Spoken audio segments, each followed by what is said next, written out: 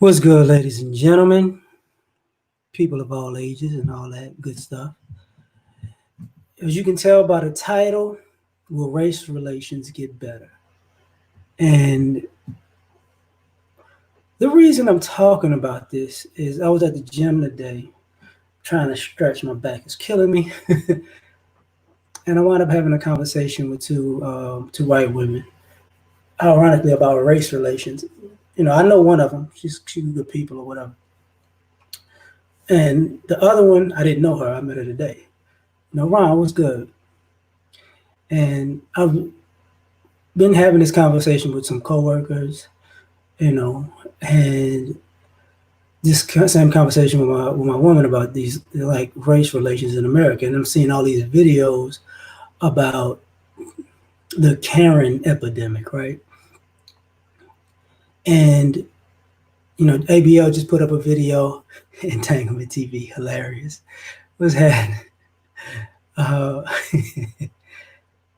and I've seen the video ABL talking about the Black Light. Justin was good. Seneca was had. AJ was going on. Um, you know, they are winning by far. I don't know. Goshen was had. Um, I'm seeing people. ABL's page was talking about the officer in Portland talking about the Antifa um, interlopers with the movement. Long ago, what's happening? You know, so will the relations get better? And I'm not too sure because there's so much going on in so many different directions at this particular point that I think people are doing their best. What's up, LJ? Are doing their best to stay in whatever position. Because I just saw the thing with Nick Cannon. I was wondering what he said, and and that's what he got fired for. Like, I think you're reaching, but I'm just looking at it from a black perspective. You know, because I was talking chaos. How you doing, fam? Because I was talking to my woman about Semite and Semitic, um, the definition of it. As a matter of fact, I'm gonna go get my dictionary. Give me 10 seconds. Cause I've done this before, but I'm gonna have to do it again. Hold on.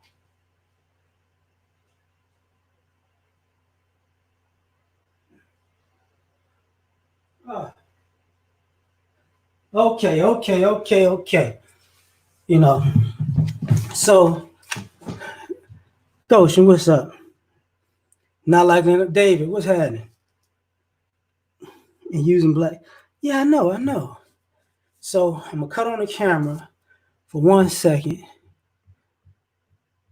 because I'm still in my gym clothes. um, this is the dictionary that I got. Okay, this came out in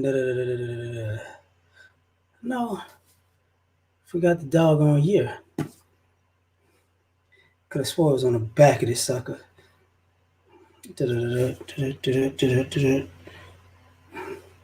Fourth edition. So I know it's 2000 and something. What the fucking date is it? 2003. 2003. The Chum was happening. Shem is one of the sons of right. Well, and he has to say Noah. So the reason why I'm gonna bring this up, because I'm gonna read this out loud and then I'm gonna cut this camera off and get to it. Because I've done this already on my channel before. Semite, Shem, son of Noah, a member of any of the people speaking a Semitic language, right? What's up, Anu? The Semitic definition: a majority group of African and Asian languages, including Hebrew, Arabic, etc. That's the noun. The adjective designating or of the Semites or their languages, etc. Now, that's Semitic. Now I'm gonna back up and go to Jewish because all of this stuff happened at the same time. So Jewish definition is basically about Judaism, but here it is. The adjective of or having to do with Jews or Judaism. Noun, loosely, Yiddish. So what is Yiddish? Melvin, what's popping? So I'm going to fast forward to get to Yiddish because this is where I think people get mixed up because it's a play on words. Okay, Yiddish, noun. A language derived from medieval High German, written in Hebrew alphabet and spoken especially by East European Jews. So, what's up, RBR? Iman, what's popping? So let me cut this doggone camera back off. So here's the thing.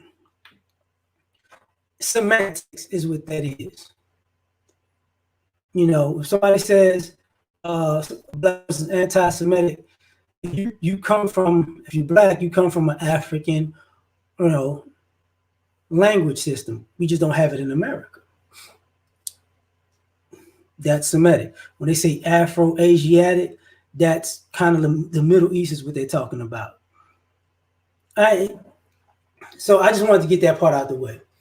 So now will race relations get better?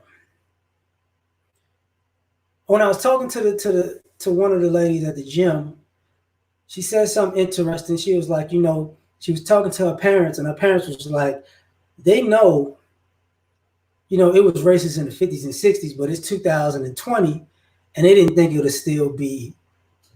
They didn't think these views and attitudes and actions would still exist. And she was basically like, well, y'all didn't do anything to change it.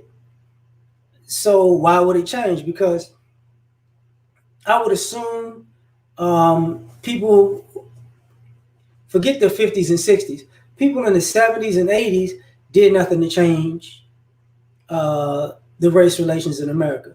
People in the 90s and 2000s did, pretty much nothing to change race relations in America. So for the 2010s and 2020, it's like, I can't believe things didn't change. I don't see why not. Now, one of the things that we were talking about that kind of bothered me in general, we were talking about, the evolution, the experience. I say that. The experience is different. Different races experience America differently. So how can race relations get better when you view somebody in a paradigm of your race and how your race lives in and experiences America? What I mean is, if you white, you don't have a black experience. You know what I'm saying? If you black, you don't have a white experience. But if you Hispanic, you don't have a black experience. If you Asian, you don't have a black experience. But you want to talk to us black people in the sense of, if you act like I act and you do what I'm doing, race, you'll get the same type of racial outcome as I would. It's like, no, it don't work like that. It's not a one size fits all thing. What's up, Max? So will they get better? No, because there are people out here who hide behind, they know their advantages in America and they know their disadvantages. And they assume that, you can have the same advantages and disadvantages. Like when people say, work hard, you'll get something, if you work hard, you'll make it in America. And a blanket statement, that's true. But some people have to work harder than others because of race to get to the same destination. And I think one of the things one of the white ladies was tripping about was that's not how it should be. I was like, that's not, but that's the norm. I'm like, me as a black man, I get accustomed to the norm. I can't get accustomed to how it should be. And when I saw the officer and the brother getting pulled out of the car by the brother, and I saw that yesterday on I forgot whose channel that was. They were talking about it. Roland Martin, when they had the two, the black police chief, and I think it was two black police chiefs, if I'm not mistaken. But they were talking about how it would go. Phineas was happening. Hold up. Thanks, fam. Hold on. Yeah, absolutely. I definitely get it. Because it's no such thing. Nefertiti, how you doing? You know, it's not a colorless society for sure. Everything has a color to it. Right. You can't cuss out the police and pull off. But that's the thing. Like, I think people have this overarching idea that, okay, if we come together, it's gonna get better. And the odd thing was, and the reason I'm making this because something the white lady said today, she was like, I would like to speak out about black issues, but I don't know what to say. Like, I don't know what exactly to say. And one of the white chicks, she's married to a black dude. The other white chick is just, she's not. So the other woman, she has, quote unquote mixed kids, black kids, however you want to call it, right?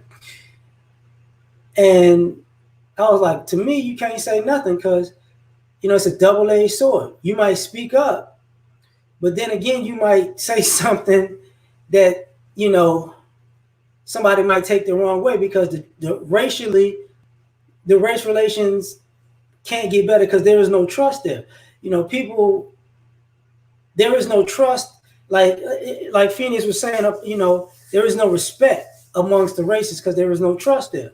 People have a history of doing more negative things to each other racially than positive things. With the ART, yeah, that ain't gonna happen. You definitely very cynical. That ain't gonna happen. But there's no trust, and where there's no trust, there's no way to move forward. And I was looking at this thing like it's a bigger issue than I fathom, because when I saw this, Jamal, what's happening? When I saw the thing with all of the Karens, right? And then I saw the police officer recently, it seems like it's only two groups mainly doing this stuff. You got white women deputizing themselves to try to make people do stuff. And then you got white officers who are deputized trying to make people do stuff. These are the people who primarily get caught on camera being out of pocket racially.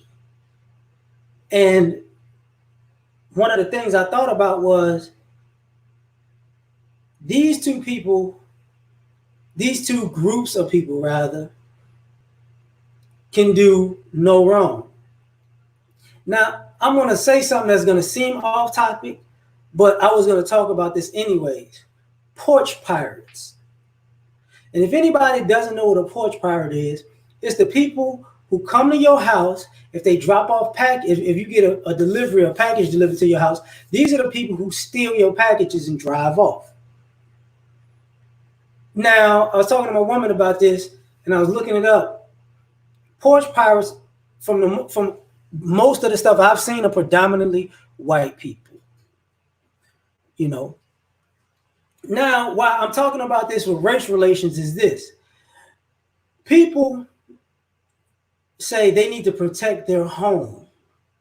I have the right to protect my home. I have a right to protect my property.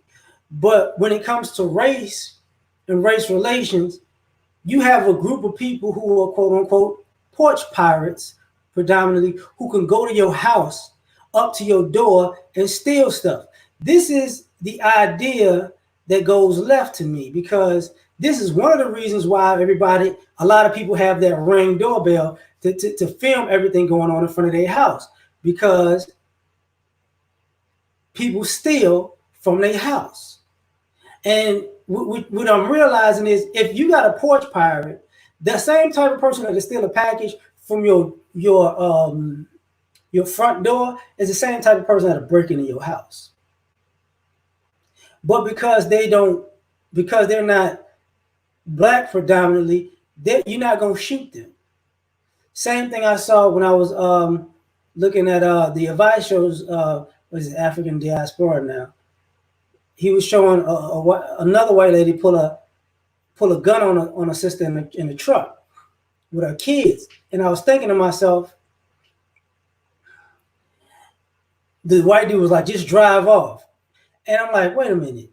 See, if a black person pulls a gun out on a white person, they're not just gonna drive off, you know."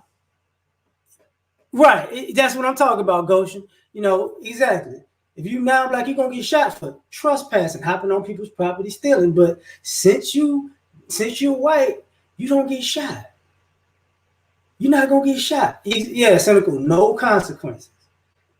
And this is why, one of the reasons I don't think race relations will get better, because there are no consequences for certain groups of people who do things racially, that people feel disrespects a person racially. Like Nick Cannon you could say got disciplined because he offended somebody, quote unquote, racially. They didn't take too lightly to that.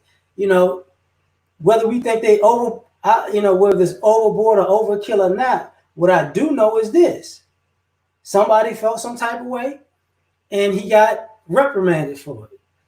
That I can understand.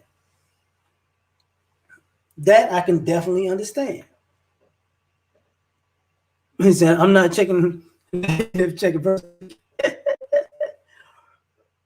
But this is something I definitely do understand. And I thought about it because, going back to the porch pirates thing real quick, because that was the discipline thing about Nick Cannon.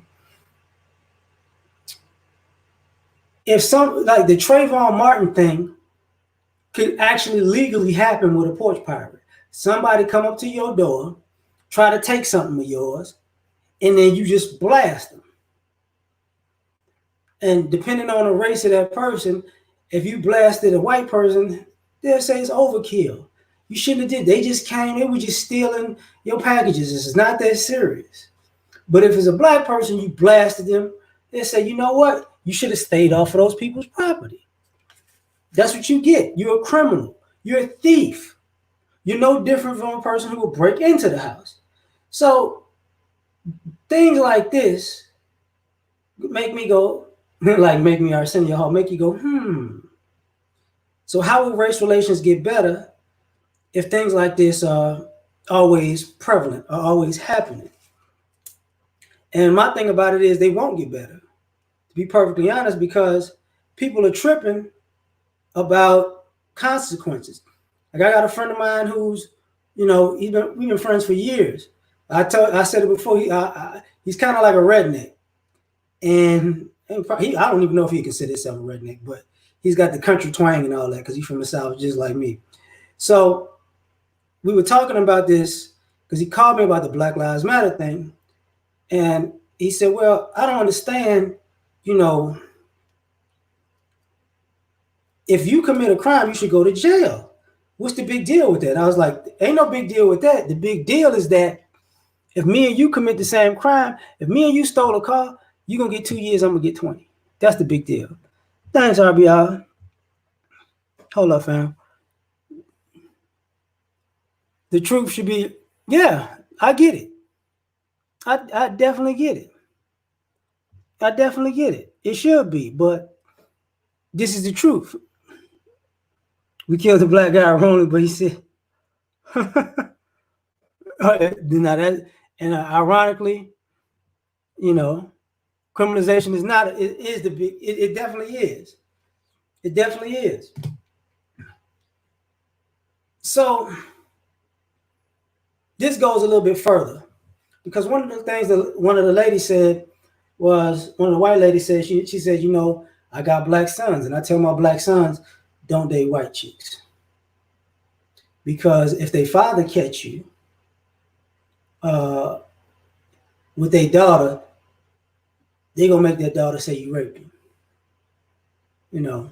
And unfortunately, and I was like, yeah, I can see that. And she was like, I'd rather him date a black girl or a Hispanic girl. She's like, even with the Hispanic girls, um, their fathers off the chain because their fathers could be racist too. And I was like, I said, yeah, I said, and I agree with it. And one of the things I thought about, I had responded to her because part of this race relations thing, it has to do with actual intermingling, dating, sex, children, families, interracial dating. I was like, one of the things is a lot of times people assume and make the assumption that, all black fathers are deadbeats and all black fathers are not around. So what winds up happening is, why I think race relations will not get better. Kareem, what's happening? I know what you meant, Phineas. You know, race relations won't get better is because people do things to black kids and assume that their dad is never going to be around in the picture to retaliate. And people freak out when they find out, somebody, wait a minute, who found out? They dad. Okay, I didn't think this was a problem. You know, man, go ahead. It's all good, Kareem. I appreciate you, fam. You know, and this becomes a problem because now we're dealing in a society where, people are finding out fathers are more involved than you think. And I used to talk about this a long time ago where, they didn't have prom last year, but you would predominantly see young men. We play around there with the young boys, and I'm intimidating young boys when they dating young girls or whatever. But you'll predominantly see, how can I say this, black boys with people with pictures, where people got guns or knives out and think it's cool. And then some of those people find the father finds out about the picture, and then all hell breaks loose. Because it's like, you put a gun on my kid? Okay, that's on. And then it's, I'm a father and I just want to protect my baby and blah, blah, blah. It's like, no, player. No. This is one of the things that happens racially. What's up, Black Pill? I definitely get that.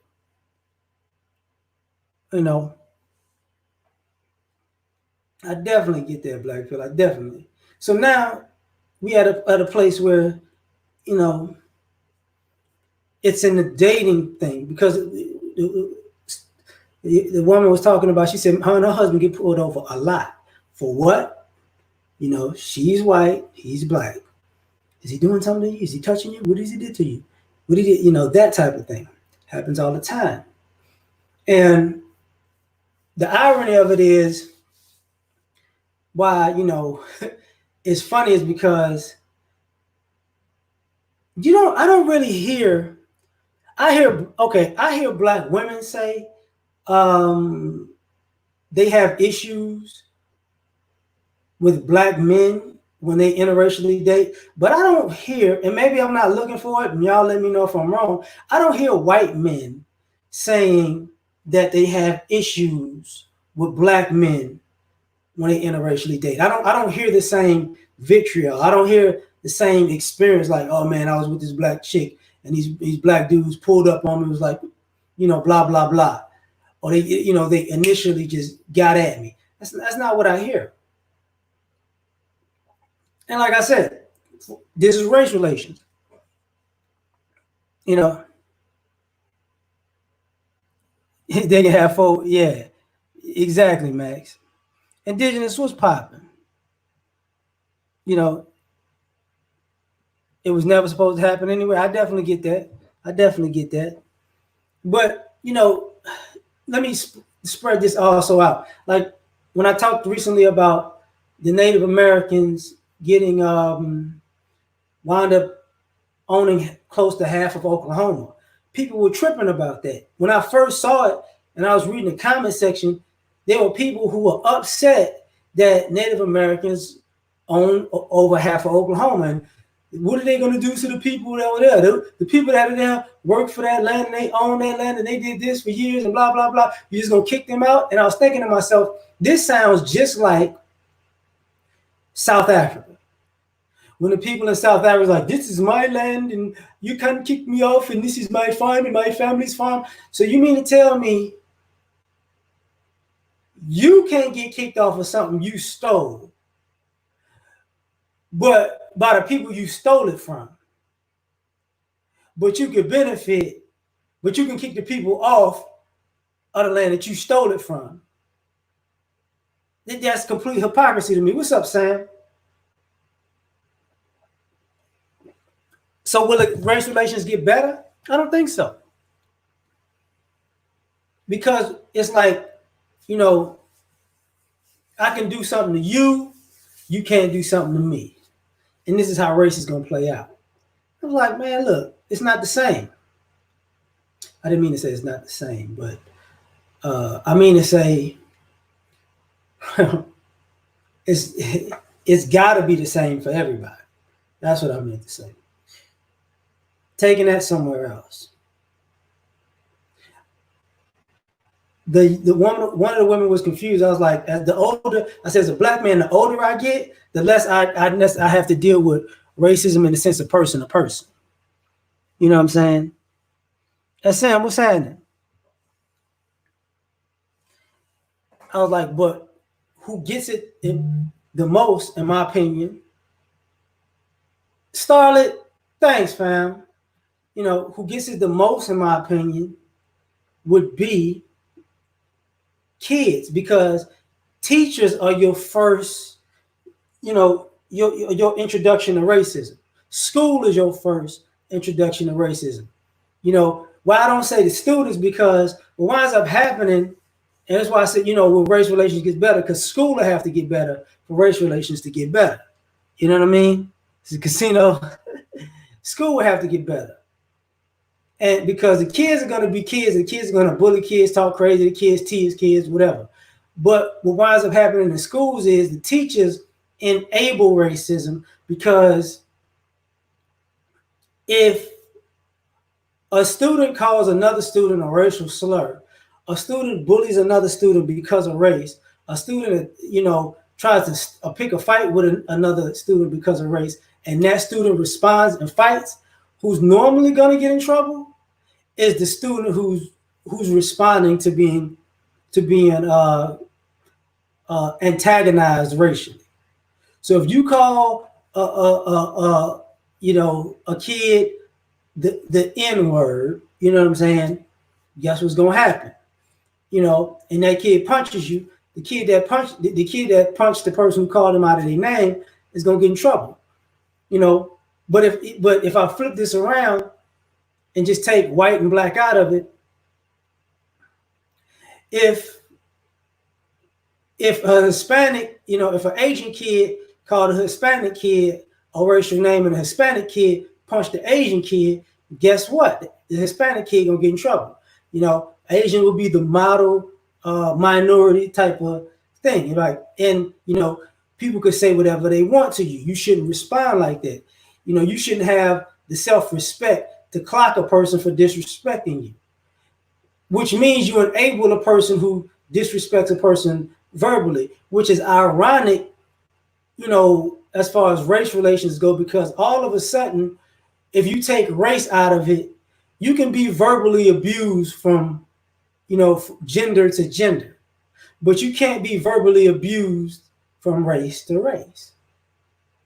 You know that, you know, if you're, I'm a man and I'm talking crazy to a woman, that's abuse. But if it's one race of person talking to another race of person disparagingly because of race, that's not verbal abuse. What's abuse is the response to that. You know, E Honda, that's hilarious. So now, you know, right, I definitely get that. You know, the idea that all of a sudden, I hate to say it this way, it basically comes across like I'm going to civilize you by making sure you're getting accustomed to be disrespected by people verbally. and you shouldn't respond to that because you should be more civilized. But the person who's uncivilized is the person who's always out of pocket, disrespecting the person. But they are of a different race, so it's not them being uncivilized. It's them just trying to, quote unquote, in my opinion, let you know your place in society. So this is like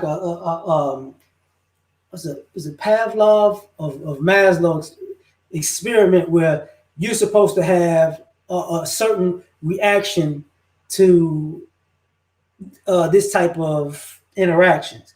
You know what I mean? So if you get disrespected, you're just supposed to take it. As in, the police officer that pulled the dude out of the car. The guy was just chilling on a live. And the cop was talking mad reckless to him, mad reckless. And the reason I got to bring it up because I forgot to say this about the Roland Martin thing.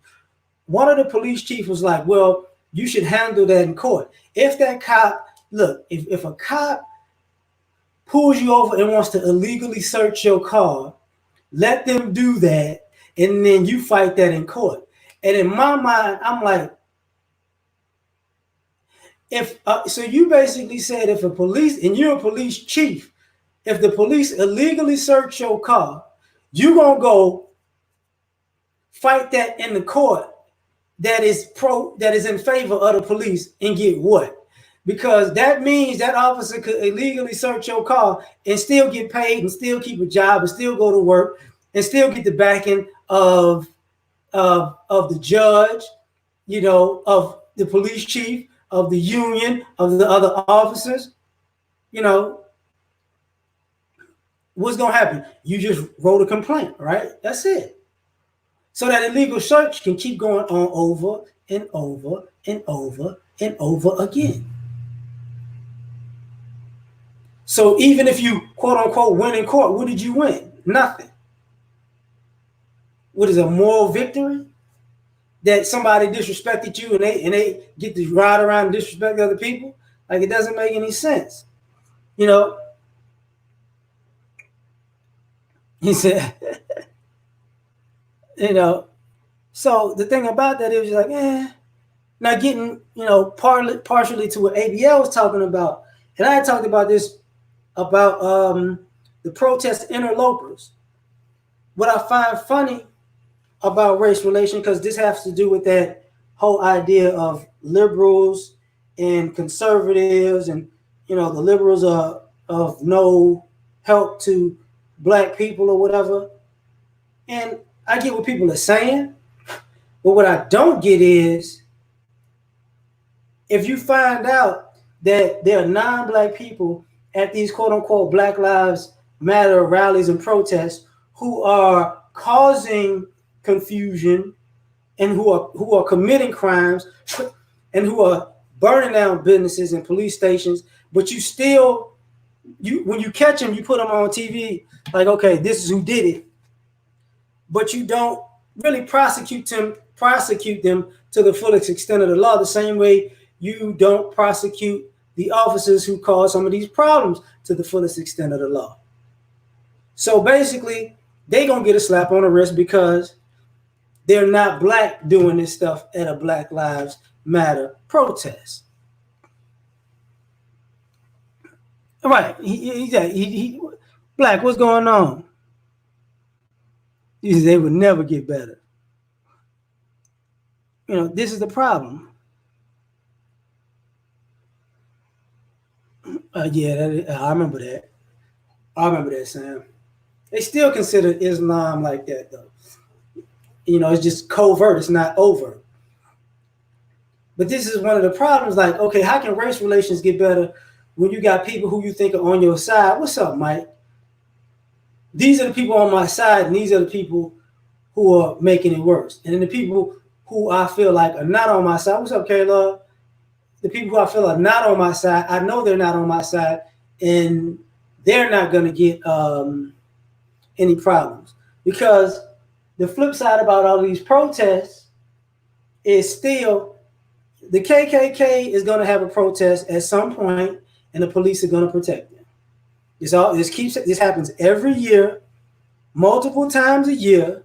when the KKK have a rally, or the new Nazi party or the new Confederate, whatever kind of racialized march or protest they have, the cops are going to be there in support of them. Doesn't really matter. You know, I'm gonna get to them tangibles too. Because that's starting to rear its ugly head now. And I was looking at that because let me look at the flip side of this. Because they're taking, because they got people in the military, like we're gonna take down all of this Confederate memorabilia from our what do you call that? From our stations. No more Confederate memorabilia. We're not doing this no more.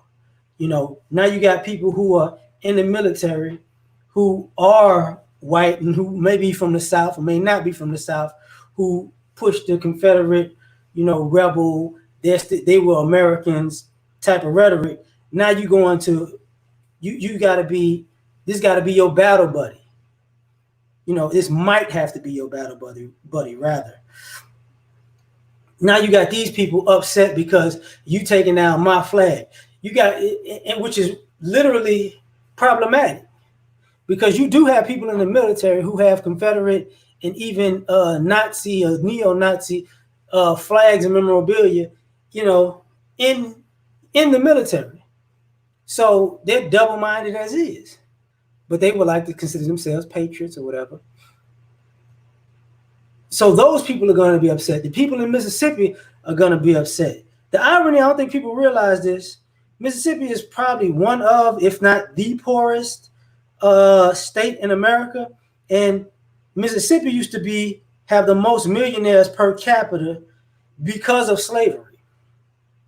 During slavery, I think a little bit after slavery, Mississippi was the harbor for a lot of millionaires. And when slavery ended, Civil War, all of that other stuff, Mississippi started to get poorer and poorer and poorer because there was no industry that actually fixed Mississippi. And what I'm saying about this also, in my opinion, affects race relations. Because at the end of the day, you know that? My bad, Kayla. Missouri is poorer than Mississippi. Okay, I know it's up there. I know it's up there. Well, down there, however you want to look at it.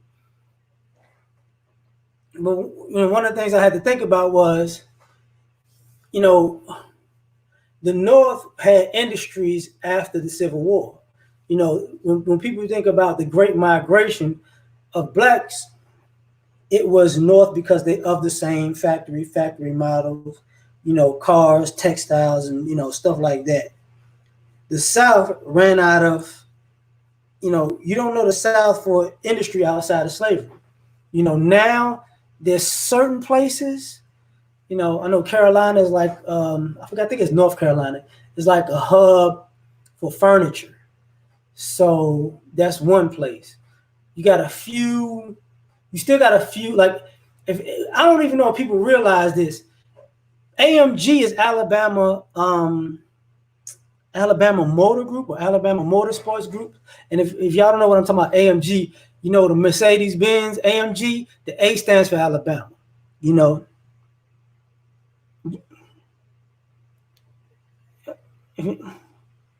Appreciate it, Luis. He's even 1,000 years from now, man. It's gonna get. I don't think it's gonna get better, but I don't think everybody, is gonna have a. I think it's gonna change, because I think one of the problems is the money. Like when I just talked about the Alabama thing, when you think of industries in America, you think of California, that's Hollywood, but that's also Silicon Valley. You know what I'm saying? All the way up to Seattle, really. That's, Nevada, they got the casinos, right? What am I missing? I'm missing other places. I forgot what Arizona has. I know it has something, but I forgot what it has. But a good chunk of the quote unquote West is known for certain industries. The East Coast, finance, also media, um, real estate, manufacturing in certain places still, but not as many as it used to be. The South, unfortunately, in America, the South is known for, appreciate it, Sam. The South is really known for cheap land. Cheap land. Because they don't even, because agriculture is more of a Western thing now. The Midwest actually used to be known for beef. Oklahoma City up, pretty much beef. All your cows and depending on how you look at the Midwest to out west, from cows to corn, that's Midwest a little going actual west, and out to, I would say, Indiana, Ohio-ish. You know what I'm saying? Kansas City, yeah.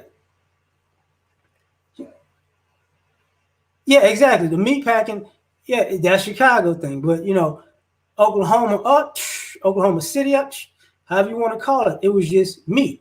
When you think of the South, tobacco. Like the only thing that the South has that I could say is Walmart, because Walmart was started in Arkansas. Walmart, and companies come to the South because it's cheap land, cheap labor, cheaper cost of living, if I could say that right. And it's one of the reasons why you see a lot of people from up north or out west move to the South as they get older, because it's a cheaper way to live. Yeah, exactly. That's what I mean. The tech companies, Chattanooga, North Carolina, Austin. What am I missing? I don't know. I don't think Atlanta, but it's kind of tech, kind of in Atlanta, but not like not like the other places. But they move in there, but because banking is in Carolina also. It's in Atlanta, Carolina, but manufacturing, not really. You know, because I can't even give the South the ports, because that's up north and out west. You know what? And the irony of the only thing I could actually give the South for sure is NASA. Texas, Alabama, and Florida. But that's a governmental thing. You know what I'm saying? So this becomes a problem. Like, I think this also hurts race relations. You know what I'm saying? Because when you got people who feel like they can't get ahead, But I know Houston has a big port, but when you think of the ports in the South, okay, Houston is a port, New Orleans is a port, Miami is a port, you know what I'm saying? But L.A. probably got a bigger port. New York got a bigger port. You get what I'm saying? Chicago don't have a necessarily port, but their transport system, they are a hub for transport because of the Mississippi River. It's that's why New Orleans is probably a bigger port than Houston, because New Orleans also has the Gulf of Mexico and the Mississippi. So they use that river to go all the way up north. But it's an interesting thing. I'm glad he's doing good in Huntsville. Ain't nothing out that joint. You know what I'm saying? All the up and coming cities are from Phoenix to Charlotte. Yeah, because Charlotte, my dad used to live in Charlotte. Charlotte is off the chain. Yeah. You saying Long Beach is huge? The Midwest has become more expensive though, Wayman. Places in the Midwest, because people are moving out of Chicago. Some people are moving to Indiana. People don't necessarily like Indianapolis. A lot of the Midwest cities, people are leaving just for cost and weather purposes. I think the North is about to just get, a mass exodus to a degree because the money's there, but nobody likes the weather. But places like Houston, Texas is going to get oversaturated, just like Miami's oversaturated, Florida's oversaturated. It's like California used to be oversaturated, but people are leaving because it costs too much. I think the South is going to be, the race relations in the South are going to get ugly because people don't realize a lot of the South it's a lot of the major cities in the South normally are predominantly black cities. I don't think people get that. If I'm not mistaken, Miami is predominantly black. I know New Orleans is predominantly black. Atlanta's predominantly black. Charlotte, I believe. I'm not too sure, but Charlotte, Winston-Salem, I'm not too sure about Raleigh. But when I think of cities in the South, Houston, it's not predominantly black, but it's so big, it's everybody. So I don't think it's not really a majority per se. You know what I'm saying? Austin, San Antonio is predominantly Hispanic, if I'm not mistaken. Like the predominantly white cities in the South are, Baton Rouge is predominantly black. Like it's not, it's blacker than people think. That's what I'm gonna say. It's blacker than people think. So up north and Midwest, Chicago, Oakland, because L.A. is not predominantly black. Chicago, Oakland, I don't know about New York now, but the DMV, DC, Maryland, Virginia, but the rest of that joint, is what it is. Tyson, man, how you been? Man, well, Texas is Mexican. Yeah, I mean, you're right. Man, Tyson, man, thanks. But you take care of yourself, fam. I hope you're doing good. I hope you always be doing good, though. Thank you. Bless up to you. But this is the part of the race relations that are just, I'm glad you're good. This is the part of race relations that becomes a problem because a lot of times people don't want to admit they interact wrong. I think I told this story. I did tell the story a long time ago. There's a Mexican family that lived behind me, and their son kept hopping my fence. And to the point, I told him to stop, and he kept going. And he pulled up. He hopped the fence one morning, like 5 in the morning, 5, 6. I pulled that thing on him, and he shook up. And then he told his parents, but I wasn't home. They came to my neighbor's house. They knew who I was. They knew which house I was in because, I'm in the middle of two houses at the time. So I don't live in a 2-story. I live in a 1-story. So I'm in a 1-story house. He knows exactly where it's at, but they ain't come to me, because I guess they assumed, he was a Mexican kid or whatever, they was going to check me. That wasn't going to happen. I did it so he won't hop the fence and break my fence anymore. But I also did it like, when your parents come, I'm going to knock your daddy out because he should have taught you better. But this is something that they wouldn't do to a quote unquote white neighbor. I know this for a fact. This is the type of stuff that happens. It's like, that's going to be interesting too, Luis, because, blacks and Mexicans, it just depends on where we at. Blacks and Mexicans in L.A. are different from blacks and Mexicans in Oakland. Blacks and Mexicans have a interesting relationship in Chicago because some of us are united and some of us are not. Deep in, man, how you been, fam? Greg, what's going on? Alfonso, what's popping? Blacks and, I ain't gonna say Mexicans, but Hispanics in New York, it's some we with some and not with some. It's like that. It's an interesting relationship, because a lot of, unfortunately, a lot of Black and Mexican interaction has to do with the drug trade, which makes it on one end a murky relationship. I'm saying that because I grew up in Chicago. It might be different other places, but I doubt it. You know what I'm saying?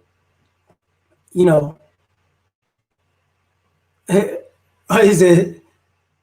No, I would have pulled it out on the Caucasian. Yeah, I'm just saying that kid wouldn't have jumped into a white person's yard. He would have had more respect for that racially. That's part of the race relations get better part two, because like all races have this thing where they respect white people more than anybody else, even their own race. Cornelius, what's going on? You know, always what I feel y'all that, Omega, man, my bad. What's popping, fam? Like all races have this thing where they respect white people more. I don't understand that, but it's built in. It's a mental block for the most part. I ain't gonna say all races have it, but there are people in races who don't buy it.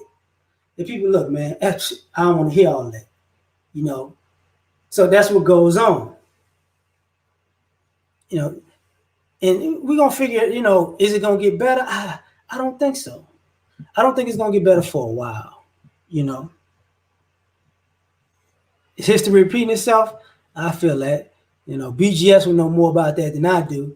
BGS, the great Ed is. I got to call him the great because, he's still the master teacher in my book. We just don't say it no more. But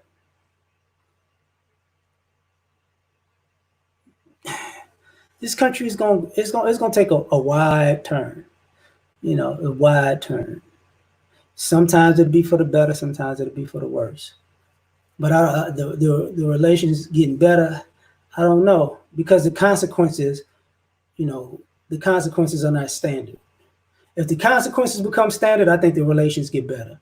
If the consequences go all over the place, I think they don't. And that's why I brought up earlier the porch pirate thing, because I was watching one video about a porch pirate, and a white lady came out of the she stole from another white lady, and the white lady ran to the car, took her package, and yanked it and walked back in the house. Now, in my opinion, I'm thinking to myself, they still let them people go. You know what I'm saying? They didn't call the cops on them. Now, the camera, you could get the camera information and chase them down, but even if the cops chase them down, they're going to say, oh, they might let them go a misdemeanor, no harm, no foul. They're not going to get them for trespassing. They're not going to say it's attempted burglary, nothing. That's not what they're going to get. I saw a car accident today with a young white chick who ran a stop sign and hit another car. And they thought she was about to drive off. It looked like she was. But, the people she hit was Hispanic. So I wouldn't be surprised if when the cops came, and I hate to say it, but everybody who witnessed the accident know the white chick did it. But when the cops show up, I could see the cops asking them if they're legal or illegal immigrants before they even attempt to address what happened as far as the accident is concerned. This is problematic. Matter of fact, I'm going to say this and I'm going to start wrapping this up. Will race relations get better? I'm going to tell you one of the reasons I don't think race relations will get better. And this might sound weird to you, but this is what I mean. Race relations will probably not get better for a while, because when you see, as a black man, I'm going to say this, for some odd reason, black people who have money, people always put out their financial information. If y'all understand what I'm saying, like sports talk, celebrity talk, business talk, you're going to hear somebody who's successful if they worth a certain amount of money. But when I see this racially, I pay attention to the fact that when somebody black makes a certain amount of money, people bring up the money a lot. Oh, they should have this amount of money. They should have this amount. They're worth this amount of money. They made this amount of money. Last year they got this amount of money. It's like, you realize, does anybody know how much Bill Clinton is worth? Does anybody know how much George Bush is worth, how much he made? Does anybody? But people knew how much Barack Obama made. Now, I'm not gonna say people don't dig into what's up, Goshen? My bad. Proceed no filter. I got you. People they bring up Trump, but but they don't, they bring up the millionaire thing. You know, he's a billionaire. Like, okay. Jay-Z keeps brought up for being a billionaire over and over and over again. Nobody, anybody knows? Do they bring up Eminem's worth? I don't see Eminem's worth coming out. Bring up Dre's worth. The NFL season about to start. Every time a black player get paid, this is what it is. And the reason I'm bringing this up, some of y'all might not remember this. Allen Iverson brought this to the forefront. And people remember, AI, the braids, the tats, bringing, quote unquote, hip hop culture to basketball or whatever. They put Allen Iverson in the Philadelphia paper, sitting in, I think, a courtroom or somewhere, and they priced out everything he had on: suit, watch, earring, shoes, blah, blah, blah. This is worth this is worth this, car's worth this, car's worth that. And he said, look, what y'all trying to get me robbed? Because if y'all gonna say how much all the stuff that I'm wearing costs, y'all don't do that to nobody else.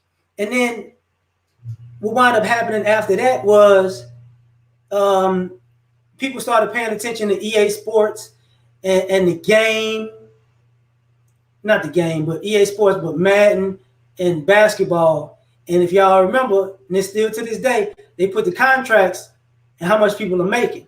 And players had complained about that early on back then. It was like, listen, could y'all please stop putting out how much money I get a year? Because when people see me, they, if they play that game, they say this, that, and the third. You don't know how much money other people make. You don't know how much money the coach make. You don't know how much money,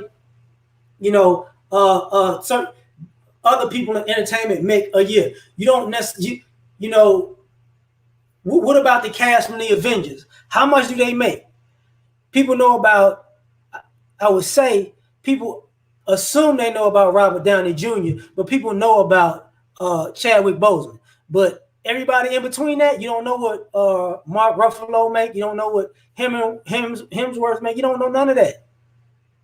But this part of race relations is needing to know how much money people have, because the problem that I'm saying with that is this: when we talk about race, real estate, business, what keeps going on is this. What winds up happening is you can't buy anything. Certain people won't be able to buy anything or have the wherewithal to buy anything because you put their money on Front Street.